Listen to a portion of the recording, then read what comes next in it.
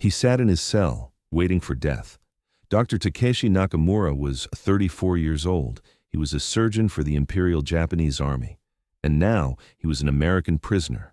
Japanese propaganda was clear. Americans show no mercy to Japanese prisoners, especially to officers, especially to doctors. He would be executed. He knew it. When the door opened, he thought his final moment had arrived, but the American doctor who entered held not a gun, but a scalpel. "Are you ready?" he asked. "The operating room is waiting for you." Takeshi's heart stopped, because in that moment he understood. Everything he'd heard for 4 years was a lie. "Now I'm going to ask you a simple question. Does this story end happy or tragic? Write happy or tragic in the comments. At the end of the video, we'll see who was right. By the way, welcome to Frontline Diaries. Here, every day, I share incredible stories of war's unsung heroes. Don't forget to subscribe and turn on notifications. If you're ready, let's continue with this shocking story. Okinawa Island had become hell. Dr. Takeshi Nakamura served at the Imperial Japanese Army's 32nd Army Field Hospital. For 82 days, the American assault had continued. Takeshi had been operating continuously for 60 hours. His hands were covered in blood, his eyes burned. But there was no luxury of stopping. Japanese soldiers were dying. Every second, every minute, a new wounded soldier arrived. "Dr. Nakamura," a young nurse shouted, "we're out of morphine." Takeshi gritted his teeth. "I know. Anesthesia is gone too. Just do what we can." Surgeries were now performed without anesthesia. Soldiers screamed in agony. But there was no other choice. On June 21st, when American forces came within 500 meters of the hospital, Takeshi made the final decision. "We're evacuating. Take those who can walk. The others, we leave them to God." That night, Takeshi and his team tried to retreat, but it was too late. American soldiers found them toward dawn. Takeshi had been hiding in a cave. With him were 3 wounded soldiers and 2 nurses. An American soldier stood at the cave entrance. He raised his rifle. "Come out!" he shouted. "Hands up!" Takeshi, hands raised, slowly emerged. His white coat was covered in blood. His face was pale and exhausted. The American soldier looked at his uniform. He saw the medical cross symbol. "Doctor?" he asked in broken Japanese. Takeshi nodded. "Hi, Ishi desu." "Yes, I'm a doctor." The soldier called someone on his radio. A few minutes later, more soldiers arrived. They collected Takeshi and his team. Takeshi felt his heart pounding. Propaganda had told him for years. Americans torture prisoners, they cut off heads, they burn them alive. Especially officers, especially doctors. Now they'll be killed, Takeshi thought. But the Americans didn't kill them. They took them to a prisoner of war camp. The American POW camp wasn't the hell Takeshi had expected. The tents were clean. Food was provided. They even received medical examinations. Takeshi was surprised, but he remained cautious. This could be a game, he thought. Maybe they're softening us up. Then the torture will begin. The first night, he sat alone in his cell. He stared at the walls. He waited for death, but death didn't come. In the morning, an American soldier came. He gave him bread and soup. "Eat," the soldier said. Takeshi looked suspiciously. "Is it poisoned?" But the soup was normal, hot, salty, and real. As days passed, Takeshi became more surprised. There was no torture, no death, just waiting. What are they waiting for, he thought. What will they do to me? 3 days later, he learned the answer. On the 4th day, an American officer came. With him was an interpreter, a young Japanese-American soldier. Dr. Nakamura, the interpreter said in Japanese. "The commander wants to speak with you." Takeshi stood up. His hands were trembling. Here it is, he thought. The execution order is coming. But the officer gestured for him to sit. "Dr. Nakamura, we know you're a surgeon." The interpreter translated the officer's words. "You graduated from Tokyo University. You have 8 years of experience." Takeshi nodded. He couldn't speak. The officer continued. "Our field hospital has a doctor shortage. Too many wounded are coming in. We need your help." Takeshi froze. You want me to treat your soldiers?" The interpreter nodded. "Yes." Takeshi couldn't believe it. But I'm your enemy. I treated Japanese soldiers. I fought against your soldiers. The officer looked at him with a calm expression. The interpreter translated, "The war is over, doctor. There are no more enemies, only wounded people. And you're a doctor. Doctors save people." That sentence hit Takeshi's mind like a hammer. The next day, Takeshi was taken to the operating room. As he walked, his heart pounded wildly. Is this a trap? He thought. Will they take me to the operating room and execute me there? But when he entered the operating room, what he saw shocked him. It was clean, organized, full of equipment, and most surprising, there were medical supplies, everything they couldn't find in Okinawa in recent months: bandages, anesthesia, morphine, antiseptic. An American doctor approached Takeshi. He was a middle-aged man, tired but with a kind expression. "Dr. Nakamura, I'm Captain Dr. Robert Sullivan," he said through the interpreter. "I want to add you to my team." Takeshi looked silently.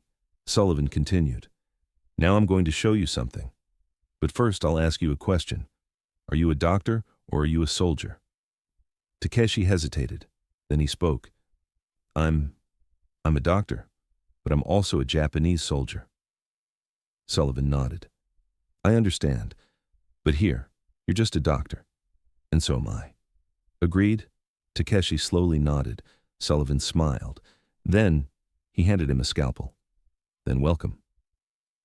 The first surgery was a nightmare for Takeshi. An American soldier lay on the operating table, young, maybe 20 years old. He had a shrapnel wound in his abdomen. Takeshi stood beside the operating table. The scalpel trembled in his hand. "If this soldier dies, will they execute me?" he thought. Dr. Sullivan came beside him. "Are you ready?" Takeshi nodded, but inside he was panicking. The surgery began. Takeshi did what he'd done for years. He felt his hands moving automatically. He removed the shrapnel pieces. He stopped the bleeding. He cleaned the wound. It lasted 2 hours. Finally, the surgery was complete. "Good job," Sullivan said. "This soldier will live." Takeshi felt relieved, but he was still suspicious. Maybe this was a test, he thought. They're testing me. But in the following days, more surgeries came, and each time, the Americans trusted him. As weeks passed, Takeshi and Sullivan began working together. One evening, after surgery, Sullivan called Takeshi. "Dr. Nakamura, I want to talk to you." Takeshi panicked again. What now? But Sullivan just brought 2 cups of coffee. "Sit," he said. "Let's talk." Takeshi sat suspiciously. Sullivan spoke. "You're a good surgeon." "I can see that. Where did you train in Tokyo?" Takeshi, through the interpreter, explained, "Tokyo Imperial University. I graduated in 1935. Sullivan nodded. "I trained at Johns Hopkins, graduated in 1932. The 2 doctors talked about professional matters for a while, surgical techniques, infections, anesthesia methods, and Takeshi, in that moment, realized something. Sullivan was treating him not as an enemy, but as a colleague. "Why?" Takeshi asked, feeling his voice tremble. "Why do you trust me so much?" "I was your enemy," Sullivan smiled. "Because you're a doctor. And doctors preserve humanity even in war. You tried to save Japanese soldiers. I tried to save American soldiers. But we're both doing the same thing. We're saving people." That sentence settled into Takeshi's heart. One day, Takeshi asked Sullivan, "Dr. Sullivan, I don't understand something. In Japan, they told us that Americans torture prisoners, execute them. But here, you give me food. You trust me. Why did propaganda lie?" Sullivan paused. Then he spoke. "Because propaganda is a weapon of war. Every side portrays their enemy as a monster.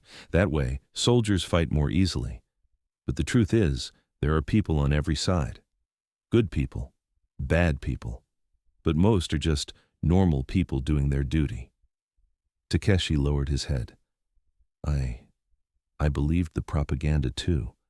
They told us you were barbarians, that we were the superior race, but now I see it was all lies." Sullivan touched Takeshi's shoulder. "Takeshi, you're a brave man, because you're accepting it.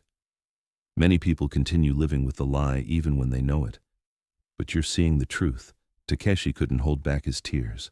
As Takeshi recovered, he began seeing other Japanese prisoners too. One day, while walking in the camp, he saw an old acquaintance, Captain Kenji Yamada. They had fought together in Okinawa. "Nakamura-san," Kenji shouted. He ran over. The two men embraced. "I'm glad you're alive," Kenji said. But why are you wearing an American uniform?" Takeshi looked down. Indeed, he was wearing an American medical coat.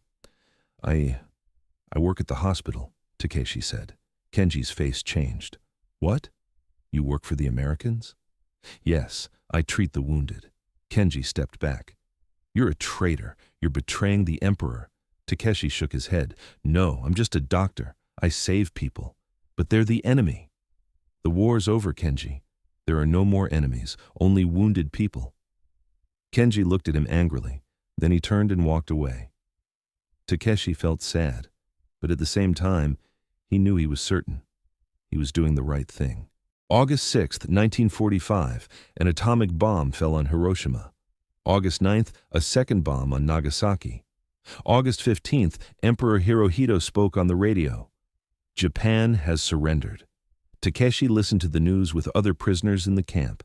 Many Japanese soldiers cried. Some screamed. Some tried to commit suicide. But Takeshi felt mixed emotions. His country had lost, but at the same time he felt relief. The war was over. No one would die anymore. Sullivan found Takeshi. "How do you feel?" he asked. Takeshi looked silently. "I don't know. My country lost, but I feel relief, because there's no more killing. Now there's only healing." Sullivan smiled. "That's the thought of a true doctor."